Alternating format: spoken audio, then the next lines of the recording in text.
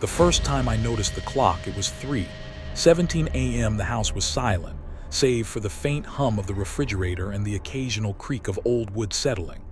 I'd been awake for hours, staring at the ceiling, unable to shake the feeling that something was off. That's when I heard it, a soft, deliberate tick-tock from downstairs. Strange, because I didn't own a clock that made noise, not one with hands anyway. I lived alone in a small, century-old cottage on the edge of Willow Creek, a nowhere town where nothing ever happened.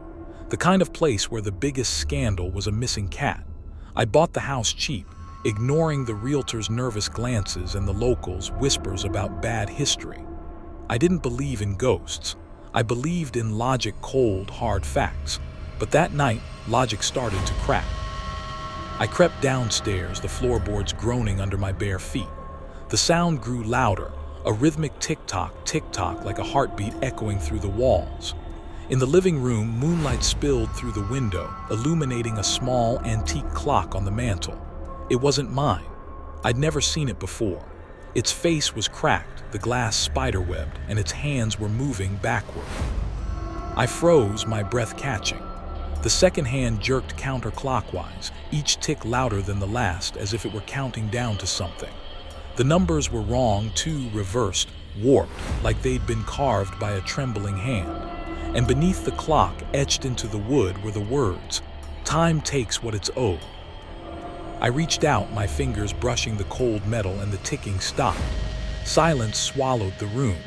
Then from somewhere in the house, a low whisper, "You shouldn't have come."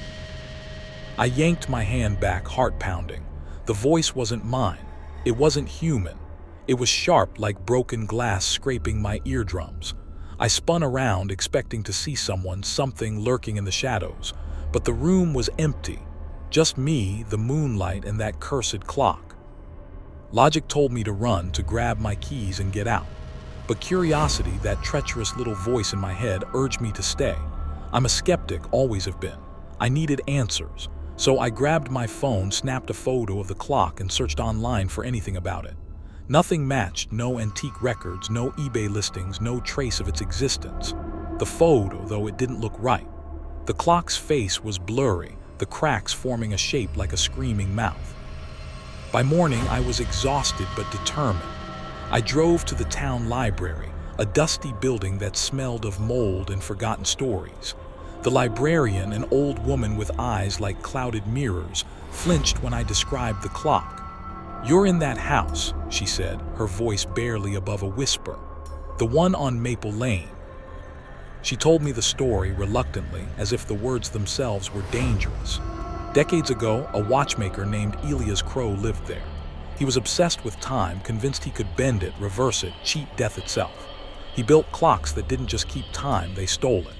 The townsfolk called him mad, but when people started vanishing, their bodies found lifeless with no cause of death, rumors turned to fear. Elias disappeared one night, and his house sat empty until I moved in. "Burn that clock," the librarian warned, "before it takes you too." I laughed it off. Superstition, I thought, small-town nonsense. But when I got home, the clock was gone from the mantel. I searched every room, every corner, nothing. Relief washed over me, but it didn't last. That night, the ticking started again. Louder, closer. It was coming from inside the walls. I tore open the closet under the stairs, following the sound. There it was, nailed to the back wall, its hands spinning backward faster now. The air felt heavy, like I was breathing through wet cloth. My phone buzzed in my pocket, and when I checked it, the photo of the clock had changed. The screaming mouth was clearer, and behind it, a shadow with eyes that weren't eyes, black voids that seemed to see me. "You shouldn't have come," the whisper hissed again, closer this time, like it was right behind me. I stumbled back, my pulse hammering. The clock's hand stopped, pointing at 12:00. The house shook, a low rumble like something waking up beneath the floorboards. Then silence, too silent. I don't know why I didn't leave. Maybe it was fear, maybe defiance, maybe the clock had already hooked its claws into me. I grabbed a hammer from the garage, determined to smash it. But when I swung, the hammer passed through the clock like it was made of smoke. The ticking resumed, faster, frantic, and the walls, they started to bleed. Thick, dark liquid oozed from the cracks, pooling on the floor, smelling of iron and rot. I ran to the front door, but it wouldn't open. The windows were sealed, the glass unyielding. My phone was useless. No signal, no Wi-Fi, just that cursed photo staring back at me. The shadow in it was closer now, its voids wider, hungrier. I could feel it watching, not just from the screen, but from everywhere. The ticking was deafening now, vibrating in my skull. I followed it upstairs, my legs moving against my will, drawn to the attic. The door was already open, though I'd never been up there. The clock sat in the center of the room, glowing faintly under a single bare bulb. Its hands spun wildly, and the air was thick with whispers, dozens of voices, overlapping, pleading, screaming. Time takes what it's owed. I saw them then, shapes in the shadows. Faces distorted, their mouths stretched in silent agony. They weren't ghosts, not exactly. They were remnants, pieces of people the clock had claimed. Elias Crow's victims, trapped in its warped logic. And now it wanted me. I don't remember picking up the clock, but suddenly it was in my hands, heavier than it should have been. The whispers became a chorus, chanting my name, pulling me into the void. I saw flashes, my life, my memories unraveling like thread. My childhood dog, my first kiss, my mother's voice, all fading, stolen. The clock was eating me, second by second. With everything I had left, I threw it against the floor. The glass shattered, the hands stopped, and the house screamed. A sound that wasn't sound, but pain.